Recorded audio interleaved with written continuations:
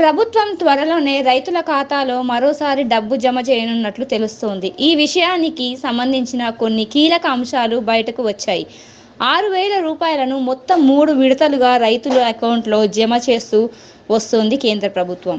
April, July, August, November, December, March సమయంలో ప్రతి విడతలో ఎకరానికి 2,000 చొప్పున కేంద్రం ఈ ఆర్థిక సాయం అందిస్తోంది.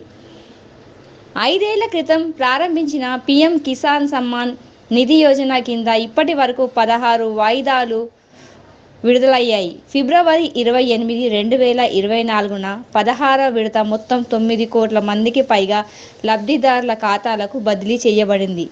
ఇప్పుడు 17వ విడత ఎప్పుడొస్తుందా అని రైతులు ఎదురు చూస్తున్నారు. ప్రతి 4 నెలలకు ఒకసారి ప్రభుత్వం నిధులు విడుదల చేస్తుంది. నిర్దిష్టమైన రోజు లేదా నెల ఎప్పుడు అని పేర్కొనబడలేదు. కొన్ని వార్తా రూపాల ప్రకారం జూన్ నెలలో 17వ విడత విడుదల కావచ్చు. మీరు వాయిదాల ప్రయోజనాన్ని పొందాలనుకుంటే లబ్ధిదారుడిగా మీరు ఈకేవైసీ చేయటం అవసరం.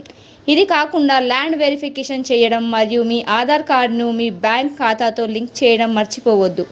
మీరు ఈ 3 పనులను పూర్తి చేయకపోతే మీరు వాయిదాల ప్రయోజనం కోల్పోవచ్చు.